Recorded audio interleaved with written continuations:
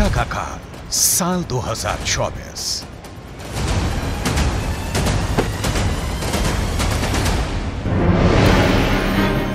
Gaza युद्ध को लगभग 3 महीने होने जा रहे हैं, लेकिन अभी तक इजरायल की आईडीएफ गाजा से हमास लड़ाकों का सफाया नहीं कर पाई है। हालांकि पिछले 36 घंटों में इजरायली सेना ने हमास के लड़ाकों के साथ साथ 200 से ज्यादा फिलिस्तीनियों को मार डाला है। हैरानी की बात तो यह है कि इजरायली सेना पर पिछले 2 हफ्तों से अचानक हमास के लड़ाकों ने उत्तरी गाजा और दक्षिणी गाजा में जबरदस्त हमले शुरू कर दिए हैं। साल के आखिरी दिन 31 दिसंबर 2023 को हमास की तरफ से जारी किए गए इस वीडियो को देखिए, जिसमें हमास के लड़ाके इजरायल के टैंक बख्तरबंद लड़ाकू वाहनों पर बेहद पास से हमले कर रहे हैं।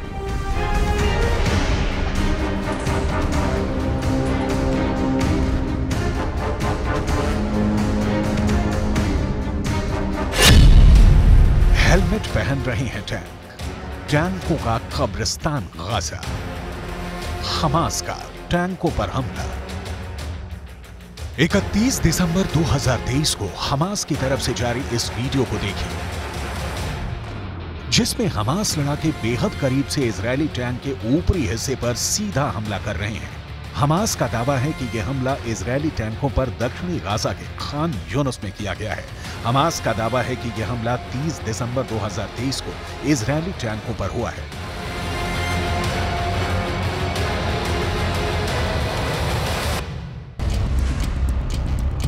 इजरायल के टैंकों पर चुन चुन कर हमले हो रहे हैं, क्योंकि इजरायल का मरकावा टैंक हमास और गाजा का काल बन चुका है। इजरायल इन्हीं टैंकों से अब तक 800 से ज्यादा सुरंगें तबाह करने में मदद कर चुका है। यही वजह है कि अब हमास इजरायल के टैंकों पर बेहद पास से हमले कर रहा है। कई बार तो मुश्किल से 20 से 25 फीट की दूरी से हमास हमले कर रहा है। हमास के रॉकेट इजरायली टैंकों के हैच वाले यानी ऊपरी हिस्से पर सीधा हमला कर रहे हैं, जिसकी वजह से टैंक बर्बाद हो रहे हैं।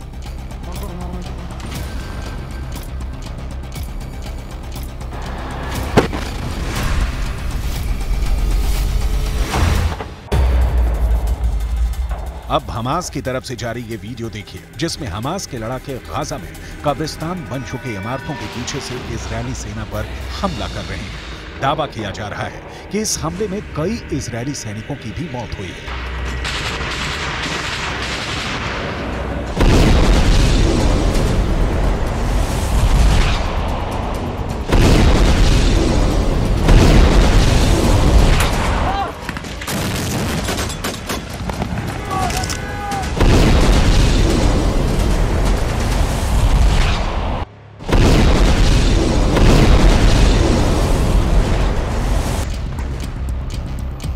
इसी तरह से हमास ने 28 दिसंबर 2023 को इजरायली सेना पर मध्य गाजा में ब्यूरिस शरणार्थी शिविर इलाके में इजरायली सेना पर हमला किया है।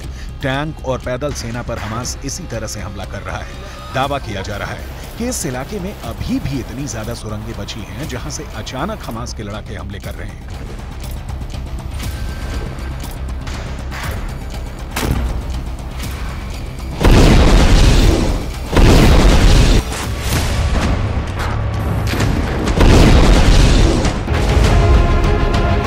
इसी तरह से हमास के लड़ाकों ने 27 दिसंबर 2023 को एक ही हमले में 12 से ज्यादा इजरायली सैनिकों को मारने का दावा किया है।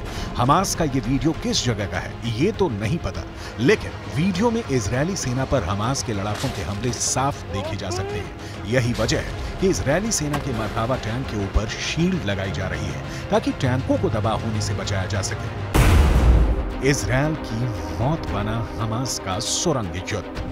अब तक इजरायल के 480 से ज्यादा सैनिक मारे जा चुके हैं। इसकी सबसे बड़ी वजह हमास की वो सुरंगें हैं जो अभी तक इजरायल तबाह नहीं कर पाया है। हालांकि नेतन्याहू पिछले हफ्ते गाजा पहुंच गए थे और उन्होंने इजरायली सेना के कमांडर्स और सैनिकों के बीच काफी वक्त बिताया। नेतन्याहू ने साफ कह दिया है कि अब किसी भी कीमत पर गाजा युद्ध नहीं रुकेगा, चाहे भले ही गाजा युद्ध लंबा चले। अगर हम गाजा में फिलिस्तीनियों और हमास के लड़ाकों पर नजर डालें तो तस्वीरों और आंकड़ों से बिल्कुल साफ हो जाता है कि इजरायल ने गाजा को पूरी तरह से कब्रिस्तान बना दिया है। गाजा में 70% से ज्यादा इमारतें तबाह हो चुकी हैं।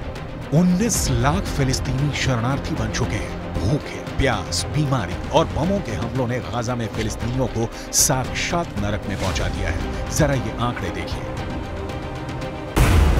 7 अक्टूबर से अब तक गाजा में इजरायली सेना ने 22,000 से ज्यादा हमले किए हैं, जिसकी वजह से गाजा की 70% इमारतें खंडहर हो चुकी हैं। यूएन के आंकड़ों के मुताबिक पूरे गाजा पट्टी में 3,55,000 से ज्यादा इमारतें तबाह और बर्बाद हो चुकी हैं, जिसमें कोई रह नहीं सकता है।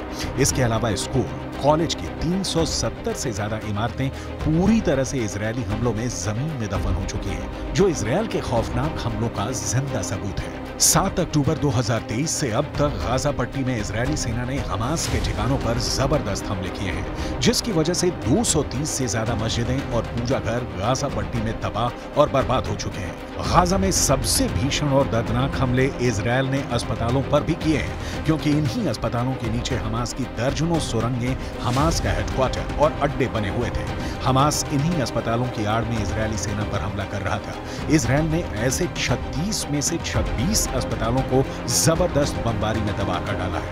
गाजा में रोटी के लिए लोग तरस रहे हैं। 20 से 23 लाख लोगों को रोटी नहीं मिल पा रही है, क्योंकि इजरायली सेना ने 11 बड़ी बेकरी तबाह कर डाली है। पूरे गाजा में 17 लाख से ज्यादा फिलिस्तीनी शरणार्थी बन चुके हैं। हालात ये है कि उत्तरी गाजा की 90% जनता भाग गई है।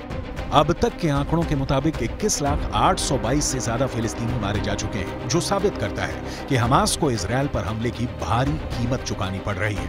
हैरानी की बात तो यह है कि इजरायल के हमलों में मारे गए कुल फिलिस्तीनियों में से 47% मरने वाले बच्चे ही हैं।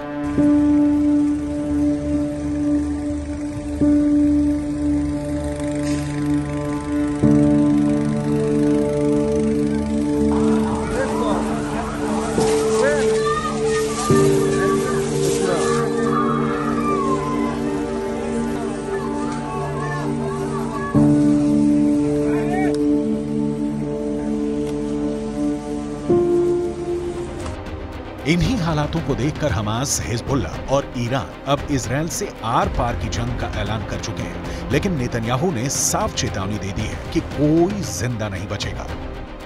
לוחמים על הקרקע, לפעמים גם מתחת לקרקע, ויש לנו עיניים בשמיים. אנחנו אומרים למחבלי החמאס, אנחנו רואים אתכם ואנחנו נגיע אליכם. אנחנו ממשיכים במלחמה, מעמיקים את הלחימה בדרום הרצועה ובמקומות אחרים. אנחנו נלחמים עד הסוף, ובעזרת הטכנולוגיה המתקדמת ביותר. उत्तरी गाजा पर इजरायली वायुसेना के लड़ाकू विमानों ने हजारों बम गिराना शुरू कर दिया। इजरायल की कॉर्पोरेट बॉम्बिंग ने देखते ही देखते उत्तरी गाजा में इमारतों को जमीन में दफन कर दिया। यहां तक कि उत्तरी गाजा में इजरायली सेना ने मरकावा टैंक से हमले शुरू कर दिए। इजरायली डिफेंस फोर्स की रीढ़ मरकावा टैंक पर हमास के लड़ाकों ने भी जबरदस्त पलटवार किया और कई दर्जन टैंक लगभग 90 दिन की जंग में तबाह कर दिए। हमास के लड़ाकों ने सुरंगों से निकलकर उत्तरी गाजा में हमले किए। इजरायल ने लगभग 90 दिन की जंग में हमास के टॉप कमांडर्स को चुन चुन कर मारा है। अब तक 100 के करीब हमास के कमांडर मारे जा चुके हैं। लेकिन जिस तरह से हमास गाजा में पलटवार कर रहा है, उससे साफ हो चुका है कि साल 2024 गाजा के लिए बहुत विनाशक साबित होने जा रहा है।